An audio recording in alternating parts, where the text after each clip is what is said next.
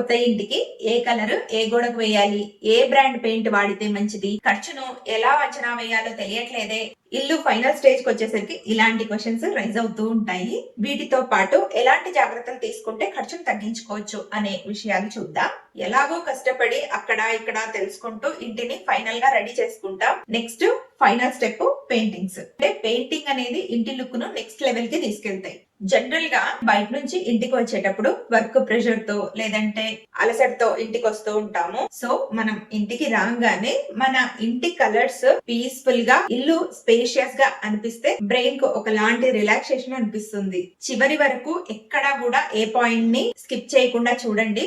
మీరు ఈజీగా ఇంటి కలర్స్ ని సెలెక్ట్ చేసుకోవచ్చు. హలో అండి, అందరికీ నమస్తే. Welcome to Jayanthi's world. కొత్తగా ఇల్లు కట్టుకునే వాళ్లకు భూమి కొనే దగ్గర నుంచి పూర్తిగా ఇల్లు రెడీ అయ్యే వరకు ఎక్కడ ఎలాంటి జాగ్రత్తలు తీసుకుంటూ ముందుకెళ్ళాలి అనేది వీడియోస్ మన ఛానల్లో క్లియర్ గా ఉన్నాయి. ఒకసారి చూడండి, మీకు ఉపయోగపడవచ్చు. అలాగే మీ ఫ్రెండ్స్ కి, రిలేటివ్స్ కి కూడా షేర్ చేయండి, వాళ్ళకు కూడాను హెల్ప్ అవ్వచ్చు. పూర్తి వీడియోని చూడండి, మీకు నచ్చితే లైక్ చేసి సబ్స్క్రైబ్ చేసుకోండి. ఇంటికి మన అవసరాలను బట్టి ఎలాంటి టైప్ పెయింట్ ని సెలెక్ట్ చేసుకోవాలి అనేది ఇప్పుడు చూద్దాం. జనరల్ గా పెయింట్స్ లో 5 టైప్స్ ఉంటాయి. ఏది ఎక్కడ సూట్ అవుతుంది అనేది మన బడ్జెట్ ని బట్టి మనం సెలెక్ట్ చేసుకోవచ్చు. ఫస్ట్ వచ్చేసి డిస్టెంపర్ పెయింట్. ఇది కాస్ట్ తక్కువగానే ఉంటుంది, అలాగే డ్యూరబిలిటీ తక్కువగా ఉంటుంది. వాషబుల్ కాదనమాట. అంటే మనం నీళ్లు పోసి కడిగి క్లీన్ చేయాలి అనే టైప్ కాదు.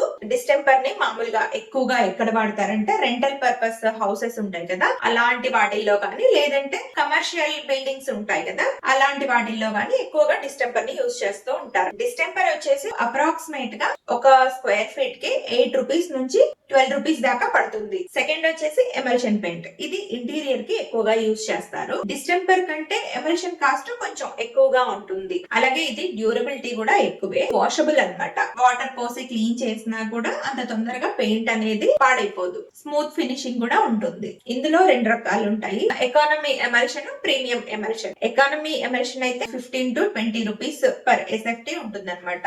అలాగే ప్రీమియం ఎమల్షన్ అయితే మనకు 25 రూపీస్ టు 35 రూపీస్ కాస్ట్ పడుతుంది పర్ ఎస్ఎఫ్టీ. థర్డ్ వచ్చేసి లగ్జరీ పెయింట్. ఇది కూడా ఇంటీరియర్ కి ఎక్కువగా వాడతారు. లగ్జరీ పెయింట్ అనేది స్టెయిన్ రెసిస్టెంట్, కాస్ట్ ఎక్కువగా ఉంటుంది, డ్యూరబిలిటీ కూడా ఎక్కువ. ఇది high and smooth finishing, glossy look తో మంచి షైనీగా ఉంటుంది. దీని కాస్ట్ వచ్చేసి స్క్వేర్ ఫీట్ కి 35 రూపీస్ టు 50 రూపీస్ దాకా పడుతుంది. ఫోర్త్ వచ్చేసి ఎక్స్టీరియర్ పెయింట్. ఎక్స్టీరియర్ పెయింట్ అనేది ఇంటికి బయట సైడ్ ఎలివేషన్స్ లో కానీ, ఇంటికి అవుట్ సైడ్ కానీ అలాగా వాడతాము. ఇంటి పైన దుమ్ము, వర్షము, ఎండ ఇలాంటివన్నీ పడుతూ ఉంటాయి కదా, అప్పుడు గోడలపై నుంచి నీళ్లు కారి ఫంగస్ పట్టి ఆ ఫంగస్ బ్లాక్ లైన్స్ లాగా కనపడుతుంది. సో ఇలా వాతావరణాన్ని తట్టుకొని ఉండేలాగా ఎక్స్టీరియర్ పెయింట్స్ ని సెలెక్ట్ చేసుకోవాలి. కాస్ట్ ని బేర్ చేసుకోగలిగితే ఎక్స్టీరియర్ కి మాత్రము మంచి బ్రాండ్ ని వాడుకోవడమే మంచిది. ఇంటీరియర్ లో మన బడ్జెట్ కి తగ్గట్టుగా కొంచెం తక్కువ కాస్ట్ ఉన్నటువంటి పెయింట్స్ ని యూజ్ చేసుకున్నా కూడా, మనం మెయింటైన్ చేసేదాన్ని బట్టి యూజ్ చేసుకున్నా కూడా, ఎక్స్టీరియర్ కి మాత్రము మంచి బ్రాండ్ ని యూజ్ చేసుకోవటం అనేది బెస్ట్ అనేది నా సజెషన్. ఎక్స్టీరియర్ పెయింట్ కి వచ్చేసి దాదాపుగా మనకు స్క్వేర్ ఫీట్ కి 25 రూపీస్ టు 35 రూపీస్ అలా పడుతుంది అనమాట. ఫిఫ్త్ వన్ వచ్చేసి టెక్స్చర్ పెయింట్. టెక్స్చర్ పెయింట్ అనేది ఎక్కువగా 3D పెయింటింగ్స్ వేస్తూ ఉంటాం కదా, మీరు చూసే ఉంటారు. 3D పెయింటింగ్ అనేది ఫినిషింగ్ చాలా బాగుంటుంది. అలా 3D పెయింట్ వేయడం కోసము ఈ టెక్స్చర్ పెయింట్ అనే దాన్ని యూజ్ చేస్తాం. కాస్ట్ కూడా చాలా ఎక్కువగా ఉంటుంది. ఎస్ఎఫ్టీ కి వచ్చేసి మనకు 60 రూపీస్ నుంచి 120 రూపీస్ దాకా పడుతుంది అనమాట. మీరు కాస్ట్ తో పాటు ప్రతి పెయింట్ కొన్నప్పుడు కూడాను దాని లైఫ్ టైం ఎంత ఉంది, అంటే ఎన్ని ఇయర్స్ మీకు వారంటీ ఇస్తున్నారు అనేది కూడా కంపల్సరీగా మీరు చెక్ చేసుకుంటూ కొనుక్కోండి. ఇప్పుడు ఇంటీరియర్ కు, ఎక్స్టీరియర్ కు ఎలాంటి పెయింట్స్ ని వాడాలి, ఎంత కాస్ట్ అవుతుంది అనేది చూసాం కదా. నెక్స్ట్ వచ్చేసి ఏ రూమ్ కి ఏ కలర్ అయితే బాగుంటుంది అనేది చూద్దాం. ఫస్ట్ వచ్చేసి లివింగ్ రూమ్ కి చూద్దాం. లివింగ్ రూమ్ కి అయితే white colour, light beach colour, light grey colours ఇలాంటి కలర్స్ అయితే బాగుంటాయి. అలాగే వీటితో పాటు వార్మ్ కలర్స్ అని ఉంటాయి. వార్మ్ కలర్స్ కూడా లుక్ చాలా బాగుంటాయి. ఈ కలర్స్ వచ్చేసి లివింగ్ రూమ్ లో మంచి క్లాసీ లుక్ తో చాలా బాగుంటాయి. ఈ కలర్స్ వల్ల రూమ్ స్పేస్ కూడా ఎక్కువగా ఉన్నట్లుగా అనిపిస్తుంది. తర్వాత బెడ్రూమ్స్ కి అయితే స్కై బ్లూ, లావెండర్ ఇలాంటి కలర్స్ అయితే కొంచెం రిలాక్సింగ్ గా, పీస్ఫుల్ గా ఉన్నట్లుగా అనిపిస్తుంది. ఇక కిడ్స్ రూమ్ కి అయితే లైట్ గ్రీన్ కలర్ గానీ, పింక్ కలర్ గానీ ఇలాంటి కలర్స్ ని సెలెక్ట్ చేసుకుంటే, పిల్లలు కాబట్టి వాళ్ళకు కొంచెం ఉల్లాసంగా ఉన్నట్లుగా అనిపిస్తుంది. గోడలు ఈజీగా క్లీన్ చేసుకునేలాగా ఉండాలన్నమాట. అంటే కిడ్స్ బెడ్రూమ్స్ లో మనకు సాటిన్ ఫినిషింగ్ అని వస్తాయి. అలాంటి పెయింట్స్ వేయించుకుంటే బెటర్. పిల్లలు ఏదైనా గీసినా గానీ క్లీన్ చేసుకోవడానికి ఈజీగా ఉంటుంది. తర్వాత కిచెన్, బాత్రూమ్స్ ఇలాంటి వాటిల్లో అయితే తడి ఎక్కువగా ఉంటుంది. కిచెన్ లో కూడా వాటర్ యూసేజ్ ఎక్కువగా ఉంటుంది కాబట్టి కిచెన్, బాత్రూమ్స్ లో మాత్రము యాంటీ ఫంగల్, వాటర్ రెసిస్టెన్స్ ఇలాంటి పెయింట్స్ ని యూజ్ చేసుకుంటే బెటర్. అవి కూడాను డార్క్ కలర్స్ కాకుండా లైట్ కలర్స్ ని యూజ్ చేసుకుంటే బాగుంటుంది. సీలింగ్ కి మాత్రం ఎప్పుడైనా సరే వైట్ కలర్ లేదంటే light beach colour, cream colour ఇలాంటి పెయింట్స్ ని యూజ్ చేసుకున్నట్లయితే రూమ్ స్పేస్ ఎక్కువగా ఉన్న ఫీల్ వస్తుంది. మీకు అన్ని గోడలకన్నింటికి లైట్ కలర్స్ వేసాం అనే ఫీలింగ్ ఉంటే అందులో ఒక గోడకు మాత్రం ఎక్కువ ఎలివేట్ అయ్యేలాగా ఒక డార్క్ కలర్ ని సెలెక్ట్ చేసుకున్నా అలా కూడా లుక్ అనేది మంచిగా ఎలివేట్ అయ్యి చాలా బాగుంటుంది. డార్క్ కలర్స్ ఇంకా వార్మ్ కలర్స్ ని కూడా యూజ్ చేసుకోవచ్చు. వార్మ్ కలర్స్ అంటే ఆరెంజ్, ఎల్లో ఇలాంటి కలర్స్ ని కూడా ఒక గోడకి వేసుకున్నామంటే లుక్ మంచిగా ఎలివేట్ అయ్యి బాగుంటుంది. వార్మ్ కలర్స్ ని చాలా మంది ప్రిఫర్ చేస్తారు, ఎందుకంటే ఇవి కొంచెం ఎనర్జెటిక్ ఎన్విరాన్మెంట్ క్రియేట్ అయ్యేలాగా చేస్తాయి. సో అందుకని డార్క్ కలర్స్ కంటే వార్మ్ కలర్స్ ని చాలా మంది ఎక్కువగా ప్రిఫర్ చేస్తారు. ఒకవేళ మీరు లైట్ కలర్స్ నచ్చవు, డార్క్ కలర్స్ సెలెక్ట్ చేసుకోవాలి అనుకుంటే రూమ్ సైజ్ అనేది కొంచెం పెద్దగా ఉంటేనే డార్క్ కలర్స్ ని వేసుకుంటే బాగుంటుంది. లేదంటే రూమ్ సైజ్ చిన్నగా ఉందనుకోండి, మీకు డార్క్ కలర్స్ వేసుకుంటే ఇంకా కాంపాక్ట్ గా అనిపిస్తుంది అనమాట రూమ్. సో చిన్నగా ఉన్నప్పుడు లైట్ కలర్స్ ని ప్రిఫర్ చేసుకోవటం బెటర్. అలాగే వెంటిలేషన్ కూడా తక్కువగా ఉంటుంది కాబట్టి లైట్ కలర్స్ వేసినప్పుడు లైటింగ్ అనేది ఇంకా బ్రైట్ అవుతుంది. ప్రతి కలర్ లో కూడా మంచి మంచి షేడ్స్ లో బోలెడన్ని కలర్స్ ఉంటాయండి. మనకు ఇంటీరియర్ కి ఏ కలర్ మ్యాచ్ అవుతుంది అనేది ఆ షేడ్ ని సెలెక్ట్ చేసుకొని వేయించుకోవచ్చు. ఇంకోటి, పెయింటింగ్ చేసేటప్పుడు అనవసరంగా ఎక్కువ ఖర్చు అవుతుంది. సో ఖర్చును ఫస్ట్ ఎలా తగ్గించుకోవాలి అంటే ఫస్ట్ మనము ఇంటికి ఏ రకమైన పెయింట్ ఎక్కడ ఎంత అవసరం అవుతుంది అనేది చూసుకోవాలి.